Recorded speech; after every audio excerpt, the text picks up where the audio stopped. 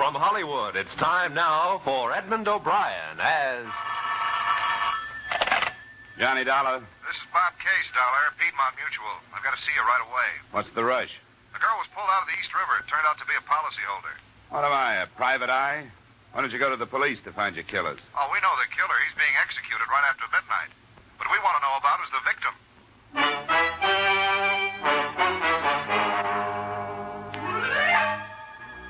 Edmond O'Brien in another transcribed adventure of the man with the action-packed expense account.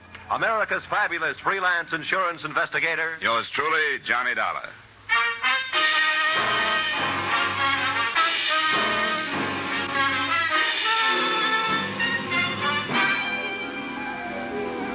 Expense account submitted by Special Investigator Johnny Dollar to Home Office Piedmont Mutual Life Insurance Company, Hartford, Connecticut. The following is an accounting of expenditures during my search for the beneficiary of policyholder Pearl Carrasa. Expense account, item 1, $4.50, mileage, Hartford to Sing Sing Prison, last place of residence of the girl's convicted murderer, Monty Pruitt. He was sitting in his cell playing solitaire. Hey, what time is it? About 11, Marty. An hour more. How much you say the policy was for? $5,000. 5,000. That's funny. Just what I got paid for the job. Who'd she leave it to, the old lady? Yeah. Yeah, I knew she would. You know where I can find the beneficiary? The beneficiary? You didn't know the beneficiary, did you? Never had the pleasure. If you'd known her, you wouldn't be looking for her. Mrs. Carrassa's virtues are none of my business, Marty. The company has $5,000, and I've got to help them get rid of it. What good are you doing yourself by not telling me where she is, if you know? What time is it now? A little after 11. Boy, did that money look good. You know all the things you can do with $5,000? This girl back home. I was going to get married. Nah. I wasn't going to get married. I'd have put it in roulette like all them other times. You never did say who hired you. No, that's right. I never did. Marty, I know you've been through this before, but you got to admit it's a good point. You're going to die, and the real murderer's getting off free. Does that make sense to you? What's your business, mister? Insurance. Stick to it. I think I will. You know what I'd do if I was you? I'd take that $5,000 and put it in flowers. Thanks, anyway. Hey, Dollar, let me give you some last-minute advice. Leave it alone. It's the most unnatural mess you ever got yourself into in all your life.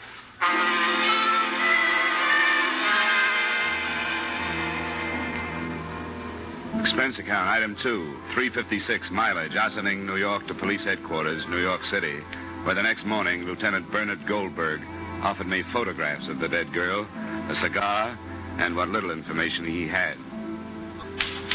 A body. We got the name off the wallet in her hip pocket. What? The slacks. Oh. The patrolman down at the docks picked up Monty Pruitt right at the scene. The trial was cut and dry. Sergeant Riley. What is funny about these guys? Yeah.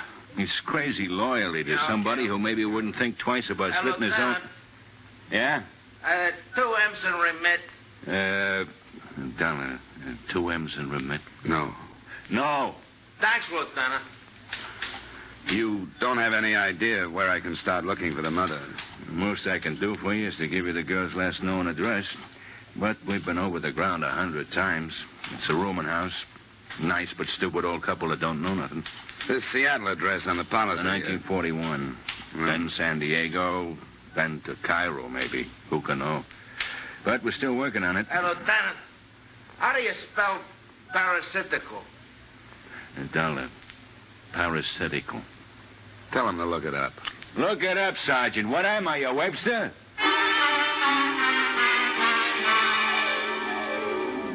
Expense account, item 3, $1.50 cab fare to a stack of dirty bricks in the Lower East Side.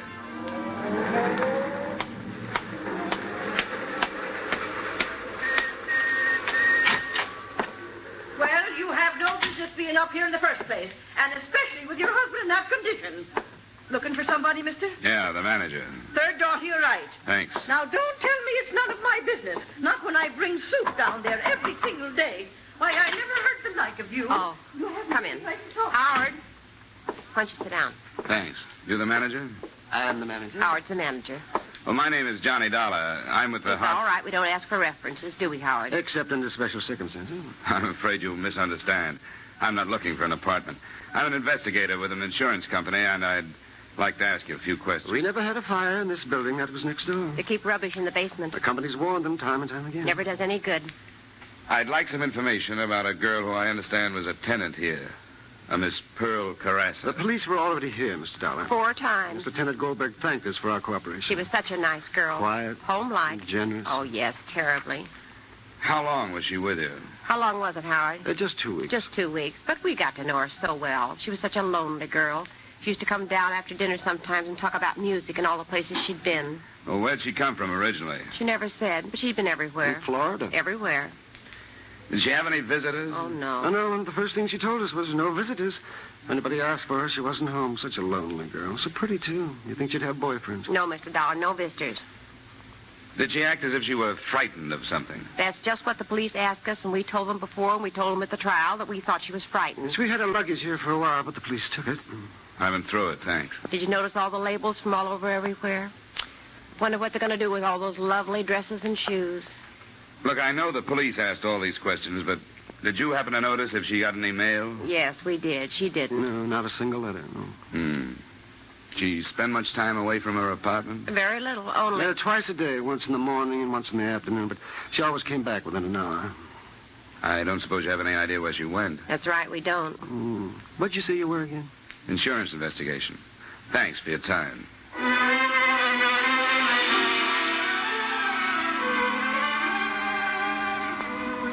Expense account, item 4, $50 in cab fares. It took me the rest of that day and half of the next visiting neighborhood postal substations. It looked like a beautiful way to waste time, but I was betting on the impossibility that her daily excursions had been for mail. This kind of footpadding taught me very little other than the fact that there are a good number of substations in any given half-hour area. The second afternoon, I dragged into a fruit store which advertised postal station 324, along with a special on honeydew melon. I walked up to the little cage. Anything for Carrasa today? Who? Carrasa, general delivery. Oh, just a minute. Grant? Carrasa. C-A-R-R-A-S-A. Carrasa. Just a minute. Yes, here we are. 3 cents postage due, Las Vegas, Nevada. I looked at the envelope. Pearl Carrasa, all right. It had been forwarded from Las Vegas 3 days before. I said something to myself about hard work, patience, and fool's luck, then headed for a phone.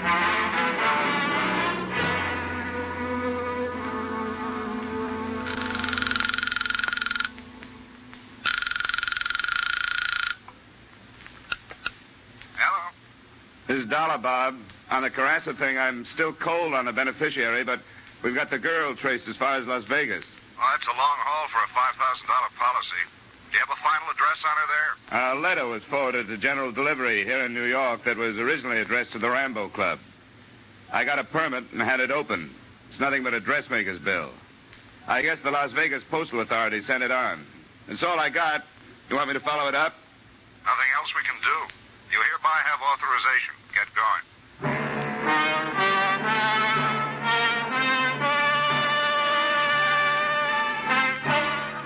Expense account, item 6, $200 air travel and expenses to Las Vegas, Nevada. Specifically, the Rambo Club.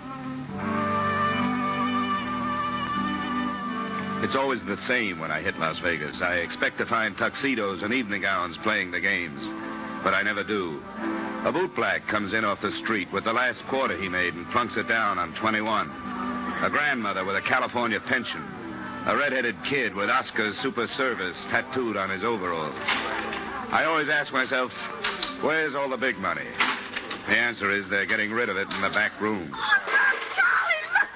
Jackpot on the nickel one. How do you like that? Oh, boy. Come on. Jackpot. I told my relief I had to go powder my nose. What I really wanted was a drink. Sly, real sly. Is this taken? No, sit down. Thank you. What do you have, mister? A good bourbon, soda. Oh, thanks for your confidence in me. I'll fix you up. You worked here long? Have I? You like Nevada? What's your hometown? Las Vegas, there I head in the summer. Yeah, I guess you know a lot of people here, huh? By sight, mostly. Very few by name. Everybody's a stranger. Say, maybe you know a friend of mine. I went to school with her.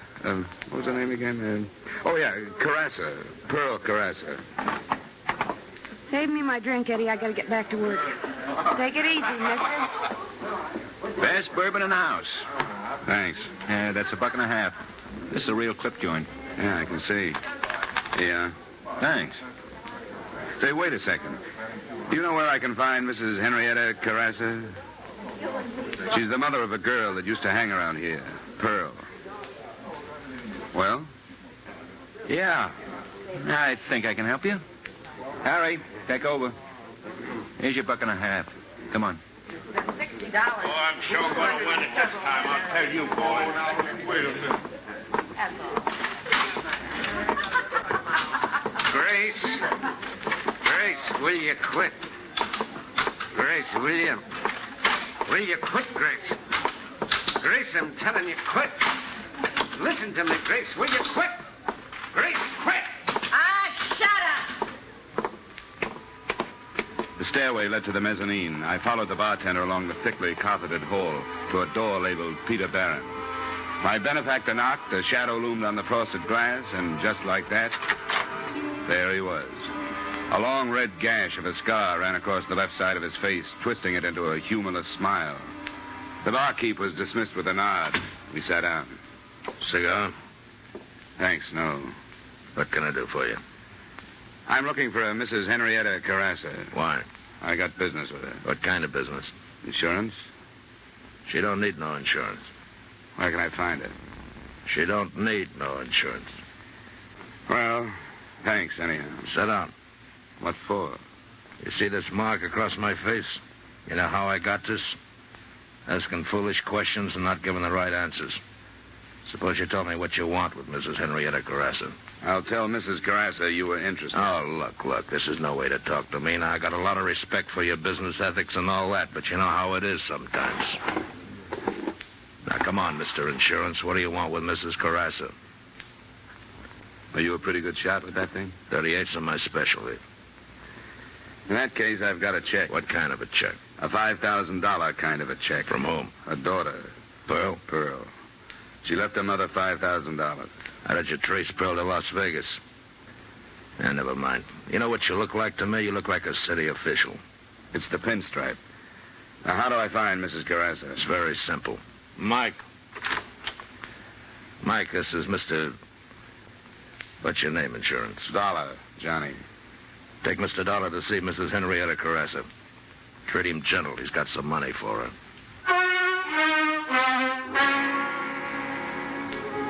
The place looked and sounded the same on the way out, but something was different. Maybe it was the 4 6-footers standing at the door.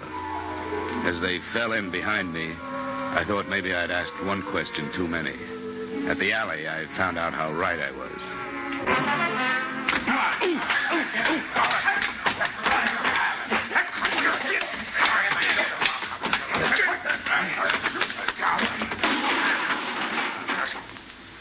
Phew. He was a tough one. Would have been easier. Just slipping my Mickey.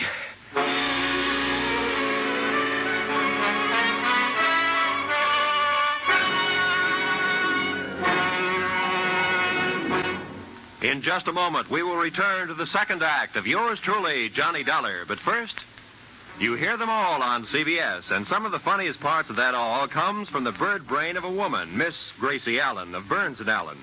Top troopers on the American stage for years, top radio stars after that. George and Gracie are now playing a big part in CBS's great Wednesday night lineup. Bing Crosby, Groucho Marx, George and Gracie, and Dr. Christian. Join George Burns and Gracie Allen this Wednesday night on most of these same CBS stations. And now with our star, Edmond O'Brien, we return to the second act of yours truly, Johnny Dollar.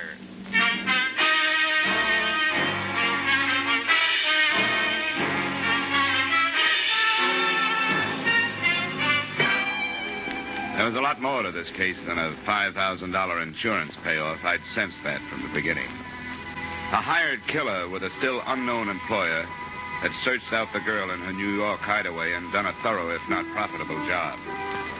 His warnings, which a man of my profession is bound to ignore, were beginning to materialize. As I woke up, I could hear voices. Could have brought another wallet with him and left it at the hotel. He took him in the alley and Joe and Harry... Oh, wait a minute. Wait a minute. I think he's waking up. Hold his head. Okay. Hey, we ought to get a doctor for him, maybe. Nah, doctor. He looks terrible. Dollar. Dollar, can you hear me? Dollar. Huh? Where you from? Yeah, what's this insurance stuff? Who you really working for? Is it the New York Police Department? Where did you get these cards in your wallet? Come on, Dollar. Answer me, Dollar. Give me some water. Get him some water. Hey, get some water, Joe. Now, sit up. Come on, sit up. Here, I'll help you. There. All right, now what's the idea? That's what we'd like to know. Where do you know Pearl Carrasa from? Oh, that name. Come on. I'm looking for her mother. What do you want with her mother? She left an insurance policy. Girl, $5,000. Hey, here's the water. Thanks.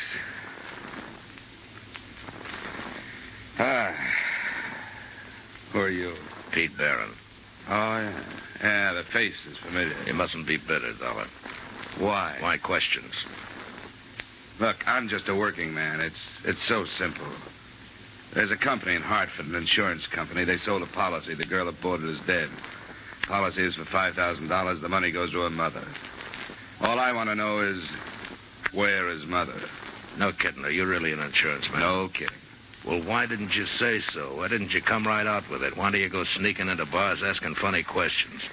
Mister, do you know a Mrs. Henrietta Carrasa? Here in Las Vegas? Here in Las Vegas. I'll tell you what I'll do. I'll look it up for you. Thanks. Now, lay me back down again.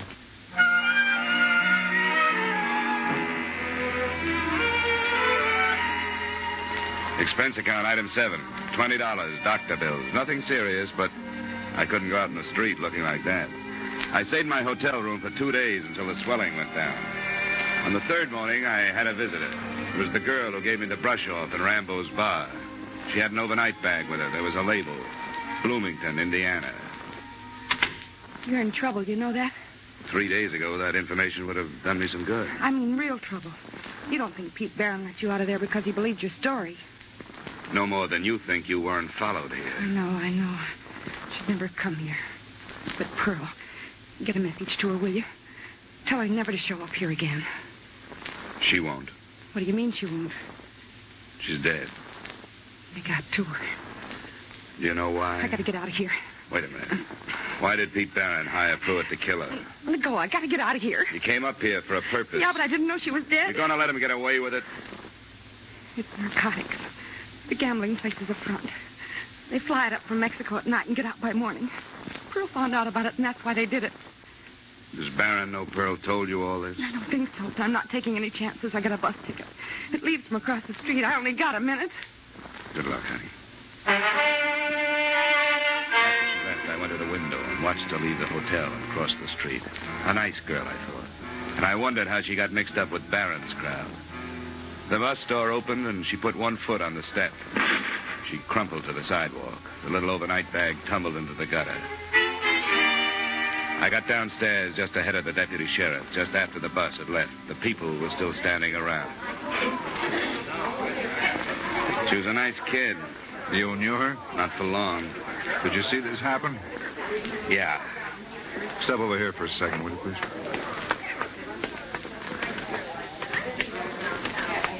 May I have your name, please? Yeah, sure. Here, here's my ID card. Insurance investigation. Something about her? Oh, a friend of hers. Pulled out of the East River. Pearl Carrasa, shot to death. Carrasa? Yeah, you didn't know? Oh, we heard she left town. That was about all. She got mixed up with Pete Barron and her family disowned her. Well, did you see what happened to this girl? She was just getting on the bus. Sounded like a rifle. She was working for Pete Barron, too. Yeah, I thought I recognized her. She just come up to see me. Had quite a story to tell.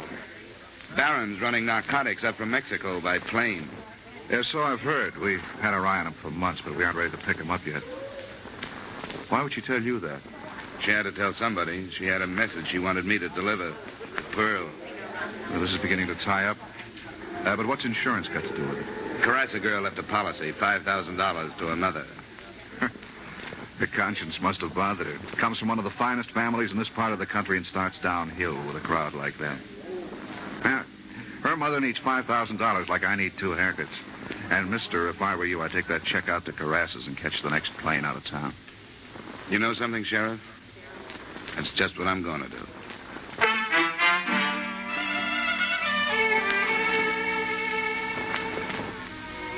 And that's just what I tried to do. Expense account item 8, 50 cents cab fare to the Carrasa estate on Juniper Drive. They should have charged admission.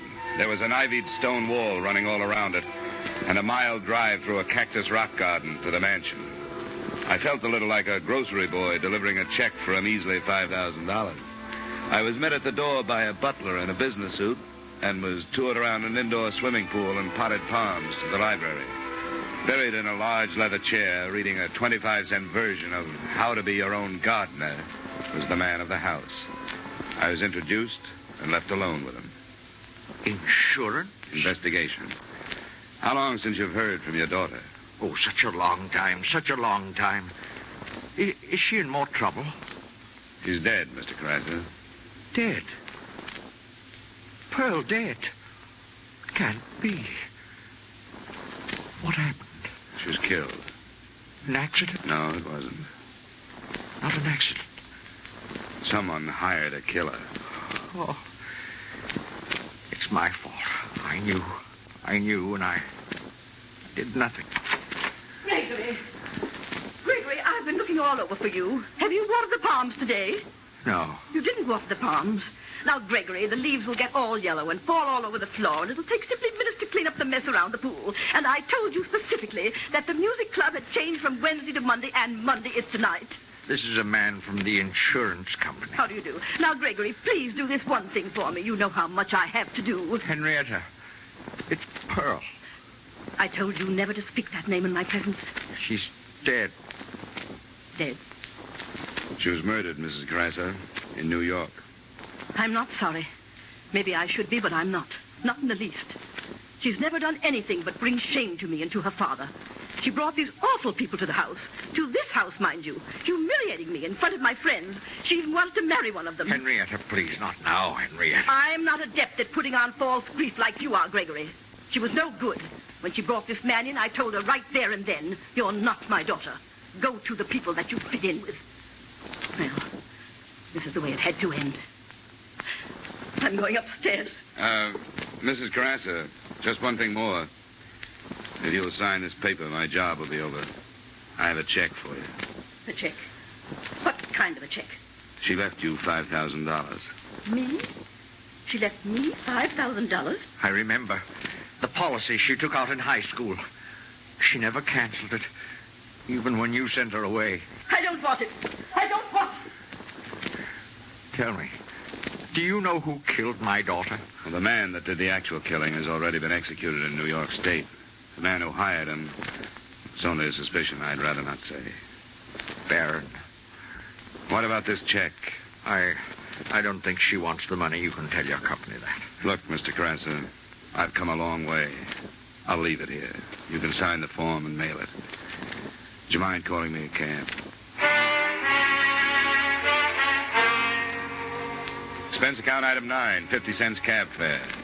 Just as we pulled out of the driveway, somebody else pulled in. I don't know if he saw me, but I saw him. It was Pete Barron. Are you sure, Dollar? Positive. Sheriff, I woke up looking at that face. What would Barron be doing at Carrassa's place? Could be a connection you didn't know about. Yeah, this could be the tie-up we've been looking for. Somebody who supplied the dough. It's a big operation. I'm sure Barron didn't have enough dough to start it. Well, what are we waiting for?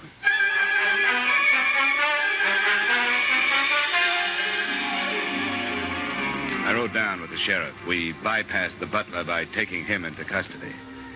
We heard voices coming from the library and stopped outside the door. Business, I had to do it. She threatened to go to the police. She may have been your daughter, but she wasn't mine. Why did you tell her? I didn't. She found out. She knew about us? Sure, she knew about you. She knew about everything. She would have turned you and your wife in a long time ago if you hadn't been her parents, but she was willing to turn me in, and I did what I had to. Wasn't my idea, you coming into this thing, but now that you're in it, you got to learn that things like this happen. Yes, and things like this happen, too. Come on. Drop it, Carrasa. And look who's here. Hello, Mrs. Carrasa. Let's go, Carrasa. No, wait. I want you to know about this woman. I want you to know what she is.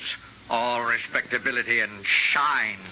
Chamber music and non-objective paintings in high society. And where did the money come from, Henrietta? From narcotics. From the same people you hated so much. Gregory, stop it. I had a tile business before the war, but it wasn't good enough for her. She wanted displays, Italian marble, tapestries. She met Barron in back rooms and arranged to have me buy into his gambling casino. That was the first thing. Don't you dare put the blame on me. Whose idea was it to have the narcotics flown in? How many times did I beg you to stop? But you never listened to me. You couldn't keep from impressing the ladies and gentlemen. And when Pearl wanted to marry a decent young man, you insulted him right out of this house. This is the woman who sent her daughter away because her friends were not good enough. I don't think you need me anymore, Sheriff. I'll just take that check and go home.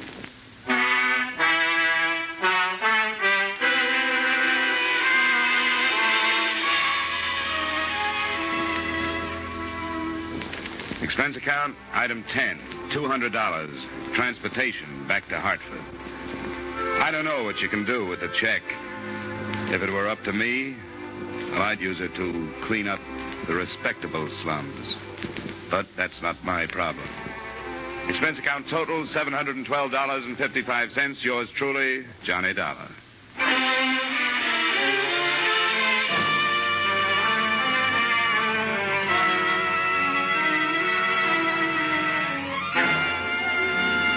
Yours truly, Johnny Dollar, stars Edmond O'Brien in the title role and is written by Gil Dowd and David Ellis, with music composed and conducted by Leith Stevens. Edmond O'Brien can currently be seen starring in the Harry M. Popkin United Artists production, D.O.A. Featured in our cast were Hy Averback, Joseph Kearns, Bill Johnstone, Bill Conrad, Martha Wentworth, Sarah Selby, Howard McNair, and Virginia Gregg. Yours truly, Johnny Dollar, is produced and directed by Jaime Del Valle.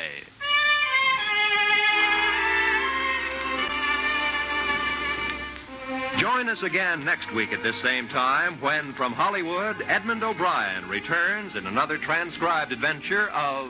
Yours truly, Johnny Dollar.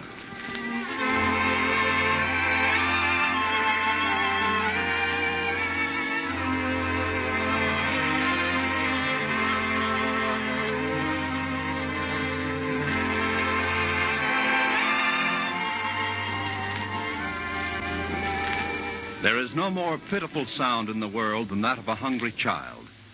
And it's a sound which can be easily heard in Europe and Israel, Korea, and the islands to the east. You can do much to help alleviate this condition through your continued purchases of care packages. Help banish the sound of hunger through your donations of care packages now.